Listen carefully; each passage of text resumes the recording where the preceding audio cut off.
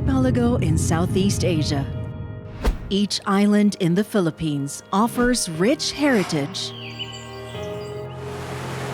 diverse natural resources, unique quality products, and a nation full of warm and hard-working people. Sustainable and resilient infrastructure is crucial for the country to share all these, locally and globally. Forging paths and connecting people are essential to boost economic growth and build a better future.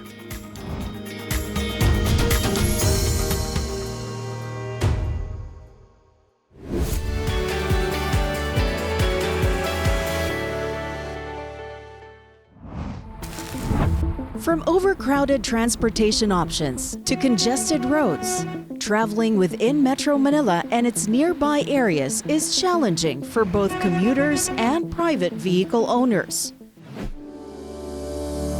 But relief is on its way with SMC Infrastructure's Southeast Metro Manila Expressway project, also known as Skyway Stage 4 or SEME. This 32.67-kilometer elevated expressway connects Taguig to Batasan in Quezon City and will serve as an alternative to existing congested roads.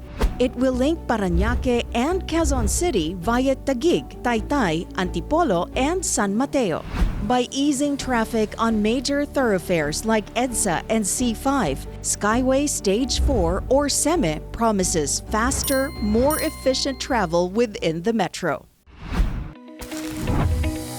Quezon City serves as a significant hub for the Philippine national government. It is a prominent center for government operations. In the Batasan area alone, key institutions such as the offices of the House of Representatives, the Sandigan Bayan, the Civil Service Commission, the Commission on Audit, and the Department of Social Welfare and Development are housed. Once SEME is completed, the usual 2-hour trip from Bicutan and Taguig to Batasan is expected to be cut down to just 30 minutes. Along Skyway Stage 4 are major hubs in Rizal that will now become more accessible to others.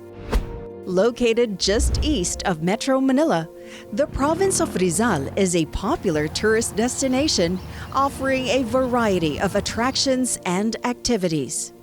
Rizal is known for its natural beauty, which includes mountains, waterfalls, rock formations, as well as cultural and artistic sites.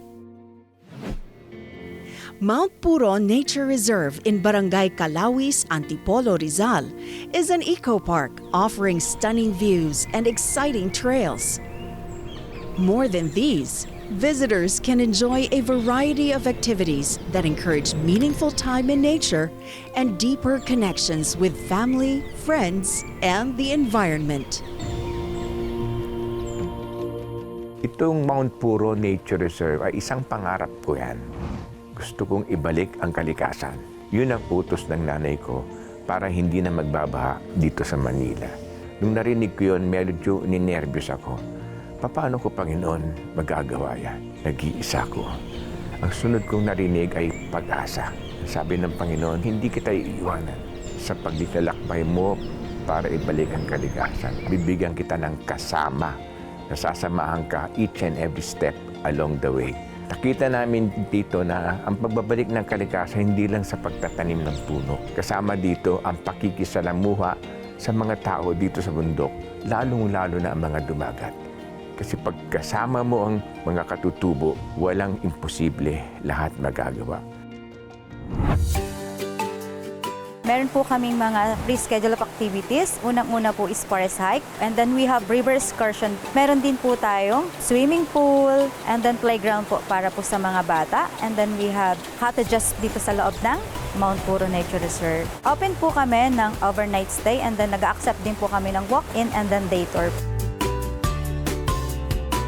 Bago po pumunta sa mga accommodations or sa mga cottages ang aming guests, meron po kaming briefing area para po Alam din nila kung ano po yung laman ng Mount Puro Nature Reserve at kung ano po yung naitutulong nito sa mga staff. Lahat ng ginagawa dito, kasama mo yung tao. Sa mga construction ng mga facilities dito, mga native wood, lahat eh. At kasama namin ng katutubo ang tinayo ito. Ang importante, mahal mo ang kalikasan. Kasi pag mahal mo, babalikan mo. Dito, pag may gusto magtanim, meron kaming kondisyon. Kailangan babalikan nyo. More or less, hangin yung puno na ang naitanim namin sa loob ng 37 years. Nag-umpita kami 1980s. May nagpupunta dito mga pamilya, bata, matanda, kasama yung mga kapatid, mga tiyo o tiya. And it's an opportunity for them to really connect to each other. More than easing travel, efficient road networks like the Skyway Stage 4 will allow people to be in more places like the Mount Puro Nature Reserve, wherein families and friends can have more shared experiences, meaningful encounters, and lasting memories. Una-una, dadaming bisita namin kasi madaling puntahan. Gamitin natin yung kalsada para madaling mapuntahan, pero pagdating doon, we should do meaningful things. At saka, yung isa pa, ang kabuhayan ng mga tao gaganda. So malaking bagay yung building bridges. Tapos with building bridges, building relationship will be easier.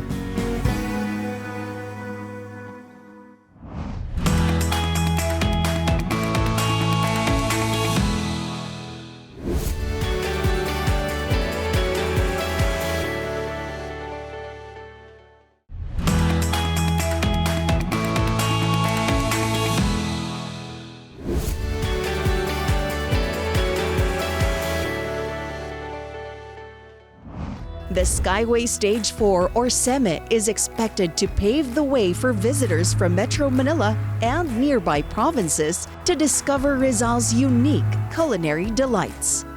With faster, more convenient travel, hidden food spots in places like Angono in Rizal will become more accessible, offering flavors that reflect the rich culture and local heritage of the community.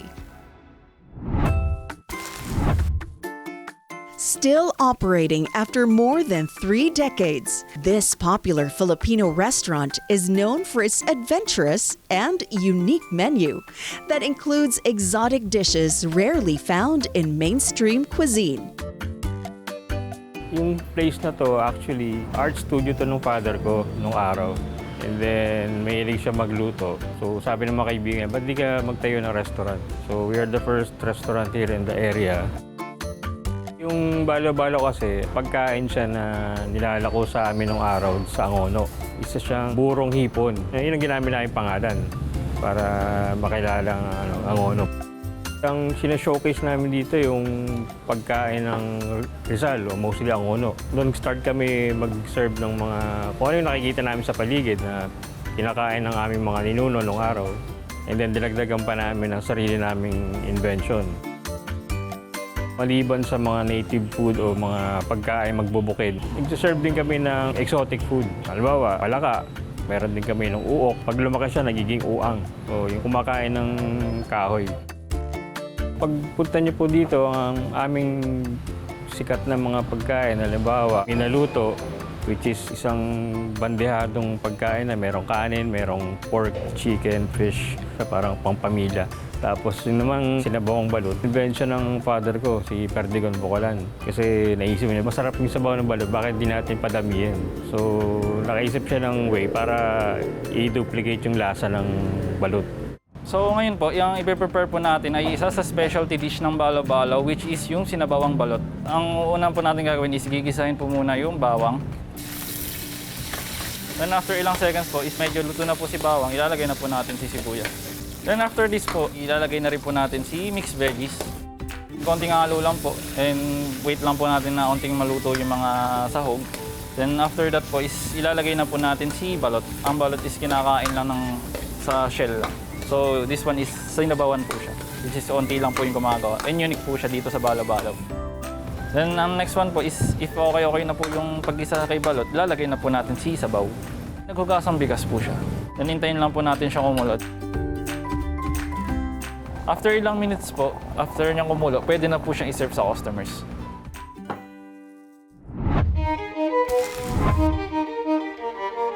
Hindi lang po kami restaurant, isa rin po kaming art gallery and museum kung saan pinapakita dito yung way of life ng mga taga-Angono noong araw through paintings and through sculpture. Dahil yung father ko po ay isa ring artist, bali isa sa mga parang gallery para ipakita yung mga gawa niya. Hindi lang po yung mga gawa ng art ng pamilya namin, pati yung mga ibang artist ng Angono.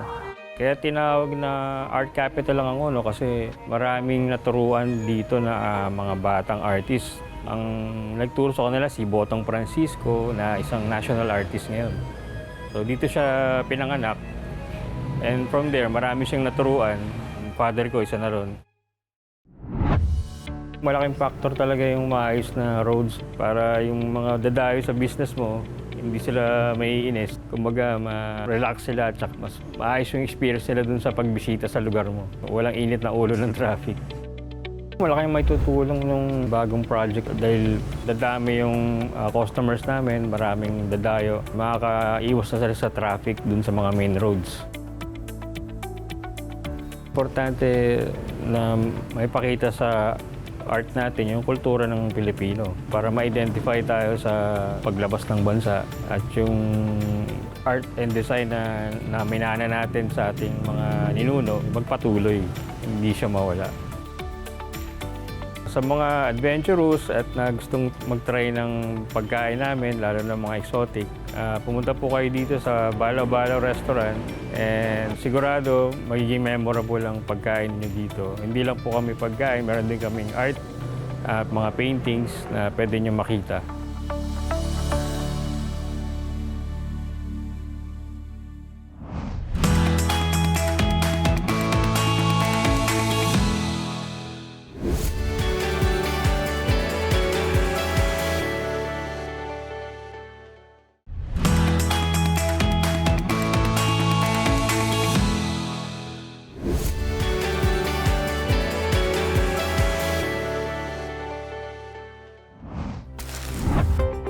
From personal travels to business transactions, efficient transport systems are a big plus. The Skyway Stage 4 or SEMIT is expected to bring significant benefits to businesses in nearby areas through improved connectivity, making it easier for both business owners and customers to move goods and services. This will help boost local economies and open up new opportunities for growth and development for the areas along SEMI's route, which includes the vibrant municipality of Taytay, Rizal. A variety of styles at affordable prices. This is what the flea markets in Taytay, Rizal, popularly called Taytay Tiangge, is known for. Ang Taytay po, tinatawag po namin na Garments Capital kasi nandito po ang pinakamaraming tiangge. Ang maganda lamang po sa Taytay, hindi lang siya pang December, all year round. Meron kami 4,000 to 5,000 stalls na kung saan makakapamili kayo ng ibang-ibang mga damit, pang bata, pang matanda, para sa lahat ng mga okasyon. We help the community, particularly ang mga mananahi dito sa Taytay. Dito po sa Taytay, tinatawag po natin itong backyard economy. Kasi po, binibigay po namin ang mga tahe sa mga bahay-bahay, makatulong, at the same time, maitinda po dito sa Tiangge. Yung Seven Clothing, it started lang as a small business lang para makatulong lang sa family ko. And then growing up, yung Taytay Rizal talaga is known siya sa garments industry. Actually, yung parents ko, yung mga lola ko, nasa industry na to. Nung nag-start na mag-boom yung Taytay, sabi ko, bakit di ko grab opportunity na magtayo din ako ng sarili ko. Nung nakikita ko na maganda yung business, maganda yung income, so yun, nag-start ako na kami na yung mag-produce naman ng sarili naming items. Actually, lahat kasi nandito sa Taytay eh. So, sobrang accessible sa amin yung business. So, naging madali lang for us na simulan yung negosyo. We started 2014 and then later on, lumaki na siya, dumami na yung mga pwesto namin dito sa Taytay.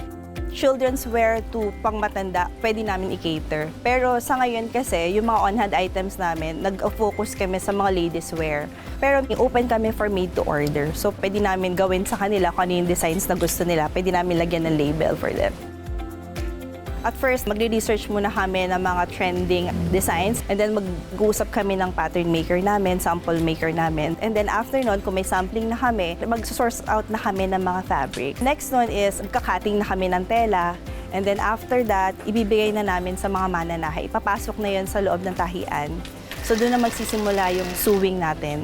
And then after the sewing, diretso naman yon sa post-production team namin, which is yung mga buttonhole, button sew, and then QC. And then after that, packing na, ipapasa na namin siya sa mga tiyanggian namin. Or kung made to order siya, diretso na siya sa delivery namin.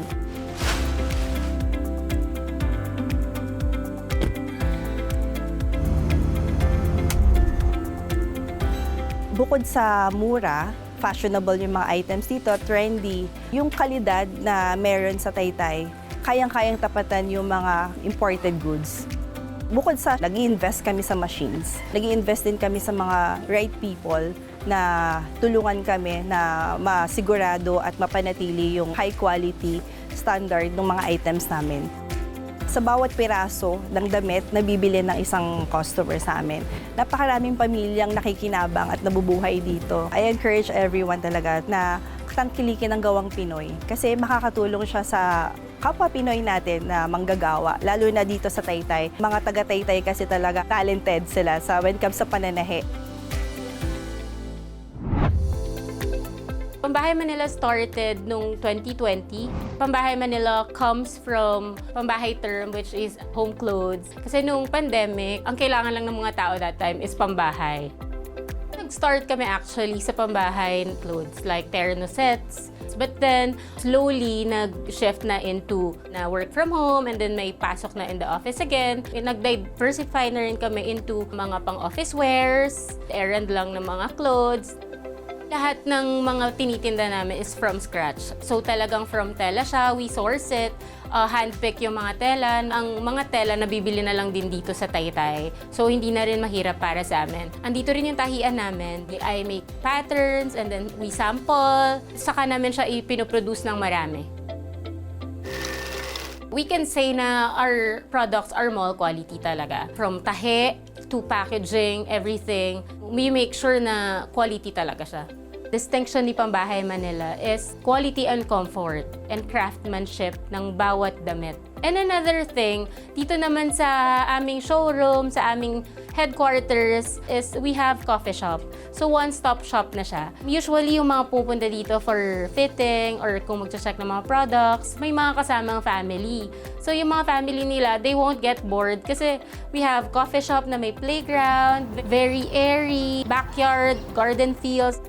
Pwede po kayo mag-visit sa aming warehouse dito sa Taytay, Rizal para po ma-cater po namin sa inyo, mapakita po namin sa inyo kung gaano po kagaganda ang aming products. Yung aming mga materials is from Taytay rin po. Gawang Taytay, bang galing, bang husay. Prior to being a go-to place for clothes shopping, Taytay was already known as the woodwork capital of the Philippines. Lahat halos ng mga ginagamit na hamba sa mga pinto ay kami ang nagpo-produce dito sa bayan ng Taytay. So hindi lang kami magaling sa garments, magaling din kami sa mga gawang kahoy, particularly ang mga hamba. Nag-start yung family business nung time na ang dad ko, naisipan niya nang mag-sarili doon sa dati niyang boss. So, in-establish niya to noong 1988 hanggang ngayon na tinutuloy na namin ng mga second generation together with my siblings. Yung product kasi natin, ang masasabi ko na difference namin is yung quality talaga ng products and then yung workmanship. Kasi from 1988, nag-start na kami hanggang ngayon, nandito pa rin yung company namin. It means na maraming tao nagsusupport, nagtitiwala sa kung paano namin i-produce yung mga doors natin and mga wooden products. Yung process natin is yung raw wood, kikinisin natin. So we're going to use machines na kailangan natin i-thickness planer para pantay-pantay yung mga wood. And then after wood processing, magkakaroon na tayo ng mga holding kasi naggumagamit tayo ng mga dowels for the connection ng mga frames ng doors natin. After nun, assembly. Kailangan natin i-assemble or buuin na yung door natin kasi yun na yung pagiging framing natin kung paano natin mapapatibay ito. And then after nun, may curing time. Pag na-cured na yung mga doors natin sa pagkaka-glue, sanding na yon. Pag na-sanded na natin, ready for checking and then for delivery.